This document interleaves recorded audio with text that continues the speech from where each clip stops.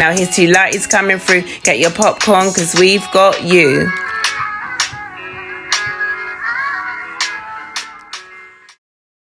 These raw conversations, they're just a bit more, you've got to expose yourself more, haven't you? Versus when we did the self-sabotage, it's easier to always make light of something that actually really affects you and is a real problem that you're battling with. And I feel like we only scratch the surface of what we talk. We really just scratch the surface. Like when I think of the conversations that we have together and the things that we really talk about that are deep, like that wasn't portrayed in that video. It wasn't reflected at all. No. And the realness is what, you know, we really do want to speak about and get into, because that's life, and there's no point in scratching the surface. Like the real deal is how real it gets, and it's a lot. It's a lot. We watched a part of the video before. I asked what sabotage mode meant to you, and you said it was I don't care mode. But what is it to you to self-sabotage? I think it's when you get into a I don't care mode, and then I feel like all hell breaks loose when that happens, because you're like, I don't care, I'm eating this, I don't care, I'm doing what I want, and then it just doesn't go What does that really mean? It's not like I don't care as in I don't care about myself. It's just more of a, in that moment, it's like, right, I don't care about having all the disciplines. I don't care about structuring everything. I just want to have a day where I'm not having to do all that kind of stuff. So no structure. I don't want to have to tick things off my to-do list. I don't want to have to remember to take this many pills. I don't want to remember to do this because I have to do it by this deadline. It's just kind of like a no, stop. Self-discipline is, you know, the opposite to self-sabotage. It is, yeah. And that's what goes when self-sabotage creeps in. Yeah, and we're always doing the discipline. We are very disciplined people all the time. And it just gets to this stage where it's just like, I just want to have a day off being disciplined. It's quite a relief, because it is really overwhelming when you should be doing everything you should be doing for your health, for your financials, for your career, just for like life admin, for, you know, just keeping everything together. Yeah. Sometimes I'm just so overwhelmed by it. I also asked you what self-sabotage meant for you. I find this topic really deep. It is. Because I'm so strict, and I think I make light of how strict I am a lot. When you lighten the mood kind of thing, and don't, like, you try and make it less serious. I'm very good at always making my symptoms not as big as they are. Like I have to do that in my head to get through day to day sometimes. And I also do it with my feelings. Like I play down how I really feel, because it's like the only way I can just keep it together sometimes. And that's a good reason to do it, because you do need to hold yourself together, and it's like sometimes if you say, then you're gonna just break down in tears or something. Yeah, so I feel you on that. Yeah. So when I do actually get to sabotage mode, and it's like the way I describe it as being extreme. When I'm at my worst and it's extreme, like sabotage mode to me is like, fuck it, bro. Ooh. That's just not a switch that just happens. That's been a build-up of time where I start feeling overwhelmed because I'm doing so much, and I sometimes just need to step away from it. And that's what I did recently with a lot of the healthy habits I was integrating into daily life, whether it's juicing, whether it's the lemon tea when you wake up in the morning first thing, whether it's going out for a walk, it's all the supplements, it's eating well, not eating certain things. And I was doing a lot of holistic things as well. And then when it all wasn't going as I thought it should be, I was like, I'm done. And that's when I hit sabotage mode, and I'm just like, I am just going to do what I want. But what did you say to me last night? You said sometimes you need to hit that point and you need to step away from it all. Yeah. That's the only way I got my head right, by stepping away from just doing all the healthy habits and trying to heal myself. I just had to sabotage it all and start again. So first of all, what was it, would you say, that kind of flicked that switch? Because I know you said it was a build-up of things, but then was it something, because I guess through the build-up, you're just kind of thinking, oh, this is so long, having to do this routine, this discipline and stuff. This is really deep. Okay. So the trigger for me is when I thought that I'd got lymphoma again. Right. I couldn't even get it out then. I was just like, I don't like saying it because I know. it's not something that I think often, but because of how sporadic it is and then how sporadic my body is in terms of ailments or pain that will arise, that is lymphoma. It's very sporadic and it's random. So that were the symptoms kind of like similar to what you'd been through before, and then that was triggering you? I was doing so much a few months ago to try and heal myself, and I was very desperate because I was doing something else, sometimes not seeing things through because I was just so desperate to like try. How I say I'm moving like a busy fool, like that is what I was doing. And so what were the things you were trying to heal? Was it like individual things happening? Yeah, my gut was a big one that I was trying to heal. Okay. Yeah, so I was doing the colonic. I was doing the acupuncture. I was taking herbal tablets. I was taking supplements. I was being quite disciplined with my diet. Was just losing so much weight. I was worrying so much. I was stressed, and I think the weight loss is what I thought was, because I still have a lump in my neck. So whenever it comes to being really paranoid and worried about what could be going on with my health, the lump always is what tips me over the edge to thinking it's back. These are the things that people don't see. And we've talked about this before, you know, people see you at face value, and literally meaning that word in the literal sense, at face value. Like if your face looks good, if it's smiling, if you look nice, they're like, oh, you look really well. And it is lovely to be told that. It is. It does like brighten my day. Yeah, do you know, if definitely. it's a genuine I don't want nice anyone person, to think I'm not saying it in a nice way. You know, it is always lovely to receive compliments and for someone to tell you that you look nice, especially when you make the effort to. But sometimes there's just like a lack of understanding of where you are. And, you know, in a way we could say, I know we're quite similar, that it's our fault because we hide it very well and we try to hide it. Like you just said, you might sort of dumb down your symptoms because you don't want someone to know, but we have our reasons for doing it.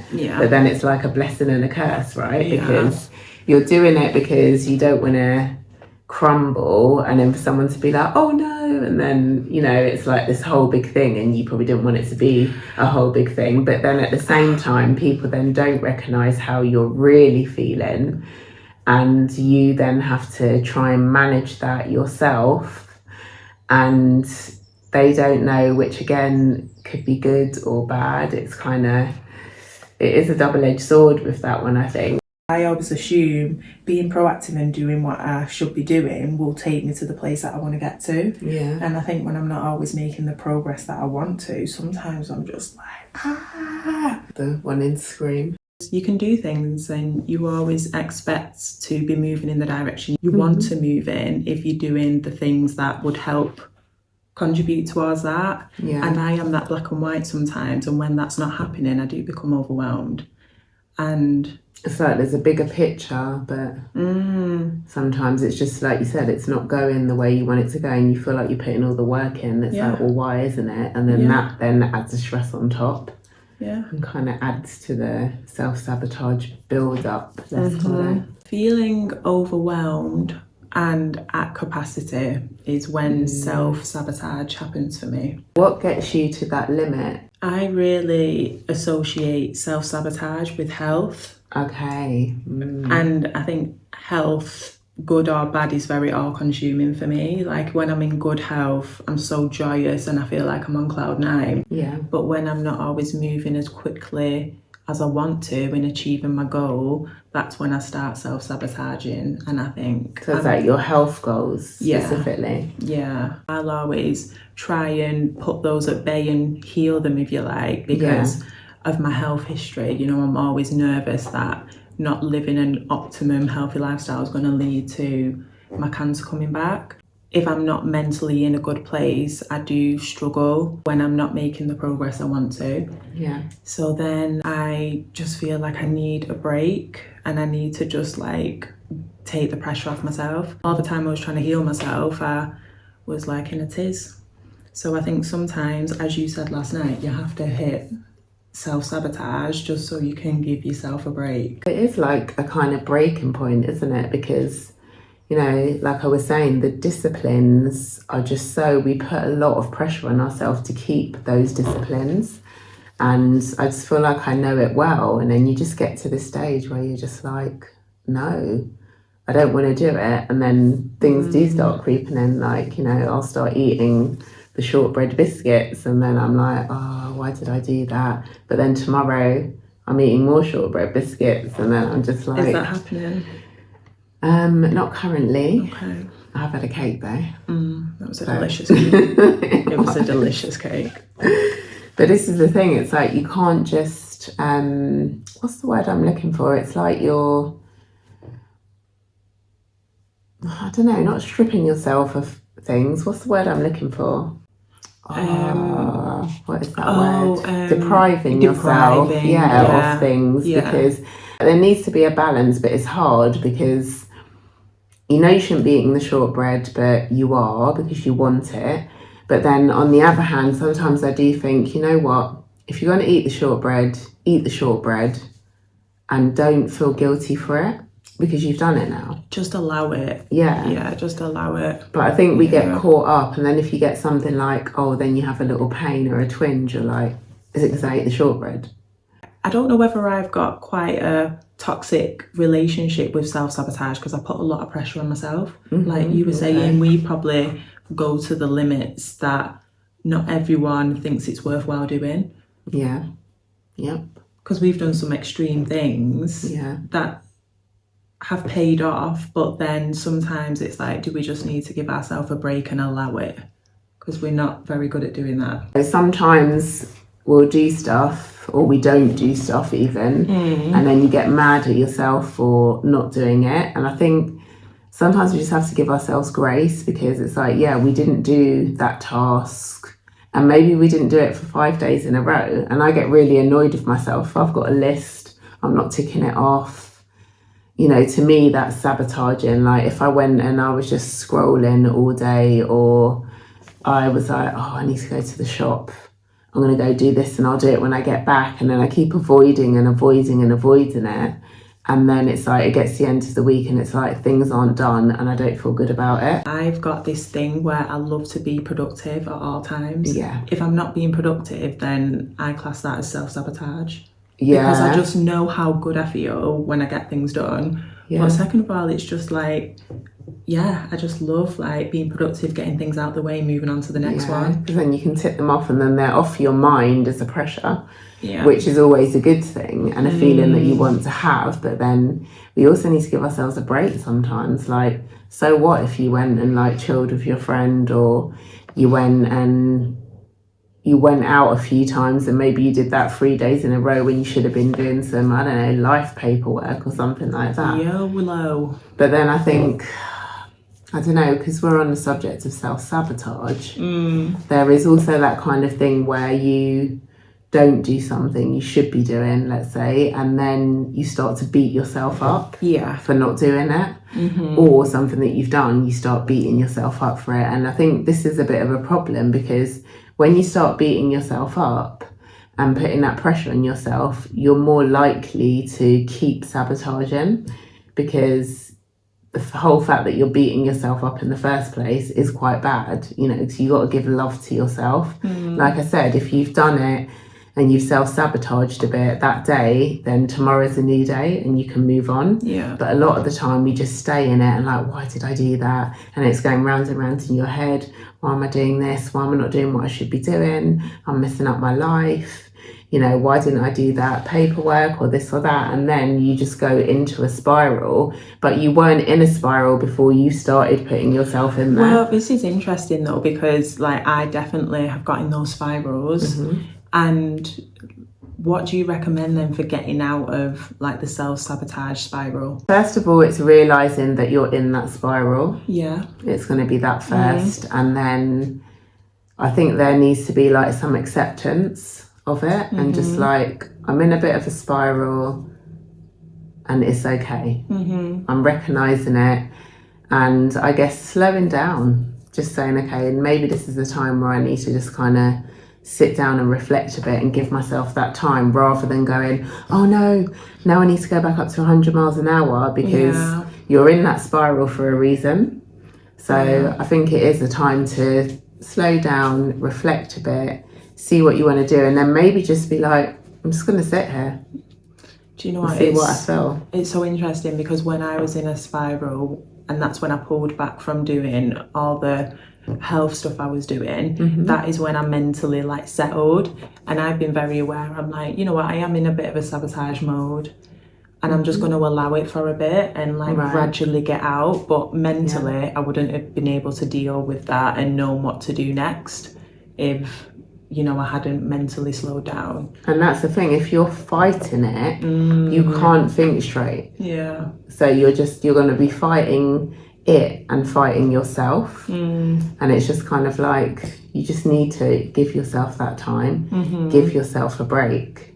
And that is the first thing, because then your mind can sort of like be a bit more open and clear up a bit, and just accept it for what it is as well.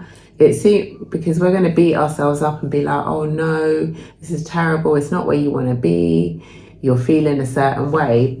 However, you just need to chill. Yeah. You're probably here because you haven't been chilling. Tranquilo. But then it's also the thing of, you're like, oh no, I can't chill, I haven't got time to chill, I need to do this, I need to do that. But you see, then you're, again, this is where the spiral comes. This is me. That is my whole thought process. Yeah. Like a big thing for me at the minute is relaxing more, which I feel like I got a lot better at, but mentally trying to relax is different to like just slowing, just with your body. Yeah, mentally slowing down is a big one. Yeah, because you could be as still as anything, but your mind could be ticking over at 100 miles an hour. And that is the hardest thing, especially if you're in bed at night and you're like, right, it's time to go to bed, you're trying to sleep, and then your mind's just like, what have I got to do tomorrow? I need to do that, I need to do this, oh, I didn't do that today, oh, and I need to do this life plan, and I need to get that shopping list tomorrow. And your mind is just like going crazy, and it's like, you're supposed to be going to sleep. How are you ever going to wind down if your mind is just winding up to all these things? Yeah. Like, bedtime is bedtime. It's like, get in your bed. You need to switch off to go to sleep. Are you telling yourself this? I am. I will be taking my own advice. Okay, I'm glad. I'm not the guru. No, I'm just keeping you accountable in the moment and reminding you. Yeah, it's fine, because I have this alarm on my phone that you will hear every single day, and then you go, is that your alarm? And I go, yeah. And it's my bedtime alarm or my wind down alarm. I was trying to figure out which alarm. One. Because if it's the morning alarm, I don't have a good relationship with that alarm now. So it goes off really early. But you don't turn it off and get up, you leave it snoozing for hours. And it's like, just don't put it on. I mean, I have the intention of getting up early. To do. I do. I just, I hear it and I'm like, oh. What time did you get up this morning? 6:32. Okay. Because it was so specific, I'll let you off and believe you. What? So you wouldn't have believed me? What if I said 6:35? No. Wow. Yeah. So you wouldn't have believed me just because it was 3 minutes. Well, who knows what would have happened because this happened, and I believe you. Because of what? Wow. I mean, I feel like because I said 6:32 is the only reason you believe me, not because you should believe me. Well, maybe don't deep it. I mean, I just think you already deeped it by what you said. Why did you ask me what time I wake up then? What was the purpose behind the question? Because it wasn't 4:30, which is what time the first alarm goes off. No, it doesn't. 5:30. It feels like 4:30. It feels like I'm waking up in the middle of the night when the first one goes off. What are your toxic traits, Lighty P? My toxic trait. What's my toxic trait? So I you see want- another you- man with a better kettle than me, and I say I'm going to put mine in the safe or something like that. Oh. But I'm not Stormzy, so Is I that don't what know it the says? lyrics. Because it doesn't sound anything like that. No, Like I'm I just said, I'm not checking the Stormzy. last bit in the safe. Like, did you add What's that the bit on? toxic trait? If I see a boy with the same kettle as me, then I toss that thing in the safe, won't wear it again cause you made it. It's like then he's got to go up another level now because Right. you made it to where he is. Okay. No, good to know. I just didn't actually know it said that. And it sounded different when you said it. So my toxic traits are if I'm not feeling good, I've got pain, like no one would really ever know unless I shared it with them. And why is that toxic? Because, well, first of all, you always have this expectation on you of how you should show up. But Is that then- one you set for yourself then? Is that what you're saying? Oh. It's not a trick question. I do it. No, you exposed me, yeah. Yeah, just Yeah, I weren't do it as expecting well. that. I have an expectation for myself, and yeah. But I think the biggest one is I am able to keep it together more when I don't fully expose how I'm feeling to others. So that Yeah. is why, you know, it's got pros and cons, hasn't it? The toxic trait of downplaying how you feel and It's a way of controlling your narrative, but also how someone reacts to it. Because once you've said it, you can't control how someone reacts to it to a certain extent. And sometimes people go a bit over the top, and then you're like, oh, I wish I never said it now. I know. But I said in the video that I was procrastinating on going to the doctors. I had a cold the other day and I was so resistant to go to the doctors. Then I'm like, no, like I know I should go to the doctors right now because I can't shift it on my own. Yeah. But my past experience is just like deterring me away from that. I don't enjoy the whole experience of going to the doctors. Yep. I said the cold I had, it was influenza that I had 2 courses of antibiotic to get rid of because my immune system is not where I want it to be. So it's, yeah, difficult, isn't it, to always like expose how we feel, but it's then again so much easier and we're just used to doing it that way. Yeah. I don't want it to sound rude, but I feel like people do try to jump in and save you sometimes, and you don't need saving.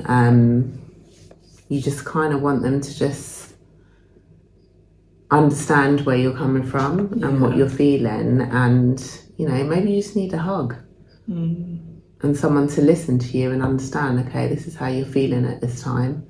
It does feel toxic, you feel like you're going down a bit, you need a little like this, you know, these moments, yeah. And then, you know, just to be like, okay, what do you want to do today? Oh. Even that, like, the sun's just come out. I was actually just thinking I'd like to go out into the sun, and it actually just came out. see? And there you go. What do you want to do today? Flow like water. That's what I want to do all the time. And beam like the sunshine. So yeah, toxic traits. Would you like to expose a toxic trait you have? Give us an example. I could be scrolling on my phone and say, right, I'm going to give myself half an hour, and then 3 hours later I'm still sitting there. Well, that's ridiculous. Wow. Thanks It for is. was you exaggerating? exaggerating? No. That is ridiculous. I wish I was now because of the way you reacted. You know, here trying to pour my heart out and stuff. And Sorry. you're just like, oh. No, sorry. But you need to sort that out. Wow. You know, we were saying about why we don't tell people. That's a fine example, a very fine example. No, that is true. That wasn't nice.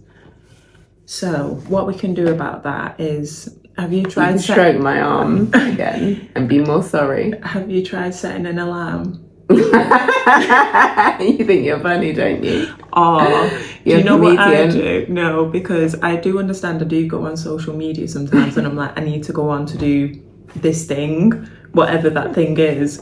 And then sometimes I get caught up in scrolling and I'm like, I forgot what I've come on to do. Or Do you I actually set go an off alarm? the app. No, but I try and stay, before I go on the app, I'm like, So you're not practicing what you preach. I'm going on Instagram to do X and I do it. You do X.